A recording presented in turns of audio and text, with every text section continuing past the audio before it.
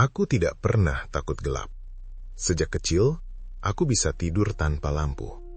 Tidak pernah merasa ada sesuatu di sudut ruangan. Sampai aku pindah ke apartemen ini. Kamar tidurnya kecil.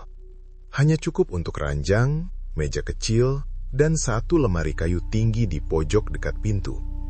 Lemarinya model lama. 2 pintu, kayu coklat gelap, tanpa cermin. Awalnya tidak ada yang aneh. Sampai suatu pagi aku bangun dan melihat pintu lemari itu sedikit terbuka. Hanya celah kecil, mungkin 1 sentimeter. Aku yakin semalam aku menutupnya. Tapi mungkin saja aku lupa. Aku tidak terlalu memikirkannya. Aku dorong pintunya sampai rapat. Bunyi klik pelan terdengar. Selesai. Besok paginya, hal yang sama terjadi. Celahnya kembali ada. Kali ini sedikit lebih besar. Bukan lebar, tapi cukup untuk membuat bagian dalamnya terlihat gelap. Aku mulai merasa terganggu. Aku tipe orang yang selalu memastikan sesuatu tertutup dengan benar.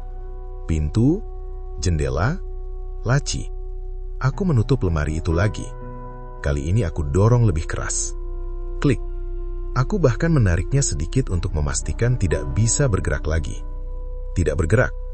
Aku tidur. Pagi berikutnya, celahnya ada lagi. Dan kali ini, aku yakin 100% aku sudah menutupnya. Celahnya tidak besar, tapi tidak sama seperti kemarin. Seperti bertambah sedikit demi sedikit. Aku berdiri lama menatapnya. Bagian dalam lemari itu gelap. Bukan karena tidak ada lampu, tapi karena bagian dalamnya memang dicat coklat tua. Aku membuka pintunya penuh. Semua pakaian tergantung rapi. Tidak ada yang jatuh. Tidak ada yang bergeser. Aku menutupnya lagi, dan sebelum tidur malam itu, aku melakukan sesuatu. Aku menempelkan potongan kecil selotip transparan di sisi dalam pintu. Tipis. Hampir tidak terlihat. Kalau pintu bergerak sedikit saja, selotip itu pasti robek. Aku tidur dengan perasaan sedikit lega. Pagi hari, hal pertama yang kulihat adalah lemari itu. Celahnya lebih besar dari sebelumnya. Bukan banyak, tapi cukup jelas berbeda. Aku duduk perlahan di kasur. Aku melihat selotipnya. Masih utuh. Tidak robek. Tidak bergeser. Tapi pintunya terbuka. Aku berdiri mendekat. Tanganku terasa dingin saat menyentuh kayunya. Aku membuka pintu sepenuhnya. Semua pakaian masih di tempatnya. Tapi ada satu hal yang berbeda. Baju paling depan menghadap ke arah luar. Padahal biasanya semua hanger menghadap satu arah. Aku yakin. Aku selalu menyusunnya searah. Aku membalik hanger itu. Menutup pintu lagi. Kali ini tanpa selotip. Aku hanya berdiri lama menatap celahnya yang sudah lebih besar dari hari pertama. Malam berikutnya, aku sengaja tidak langsung tidur. Aku matikan lampu, berbaring, menatap lemari itu dari tempat tidur. Celahnya gelap, sunyi. Aku tidak berkedip terlalu lama. Aku ingin melihat kalau memang ada gerakan. Beberapa menit berlalu. Tidak ada apa-apa. Aku mulai merasa bodoh. Mungkin kayunya memuai karena udara lembab. Mungkin engselnya longgar. Aku memejamkan mata. Hanya sebentar. Aku tidak tahu berapa lama aku tertidur. Tapi aku terbangun karena satu hal kecil. Ruangan terasa berbeda. Bukan suara. Bukan cahaya. Hanya perasaan.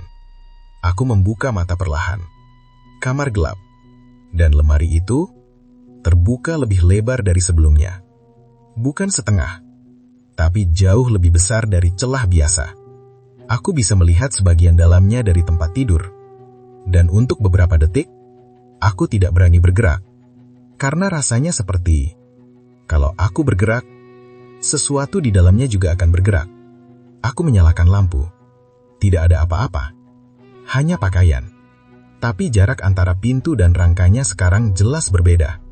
Seperti ada yang mendorongnya dari dalam. Besok paginya, aku memutuskan untuk menggeser lemari itu sedikit. Hanya beberapa sentimeter dari dinding. Aku ingin memastikan tidak ada celah aneh di belakangnya. Saat aku mendorongnya, Aku mendengar suara gesekan berat, dan debu tipis jatuh dari belakang. Aku mengintip ke celah belakang lemari. Dindingnya biasa saja, putih polos. Tidak ada lubang, tidak ada pintu rahasia.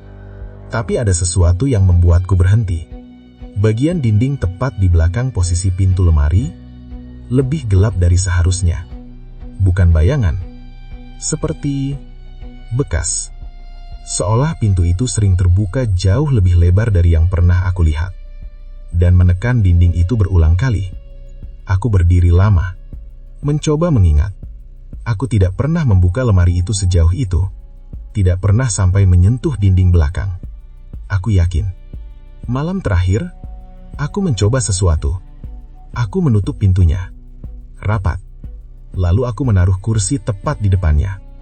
Bukan menyandarkan, tapi benar-benar mengganjal. Kalau pintu terbuka sedikit saja, kursi itu pasti jatuh.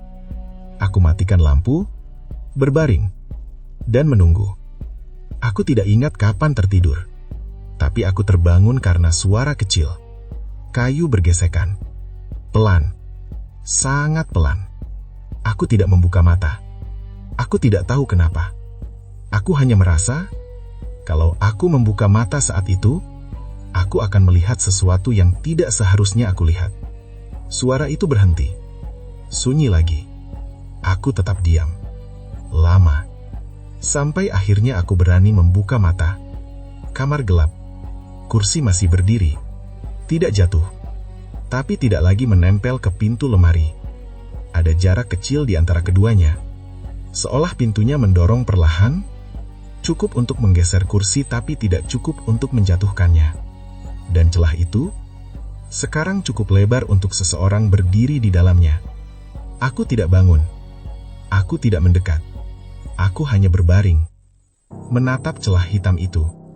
Dan untuk pertama kalinya, aku tidak merasa lemari itu sedang terbuka. Aku merasa, lemari itu sedang menunggu aku yang mendekat.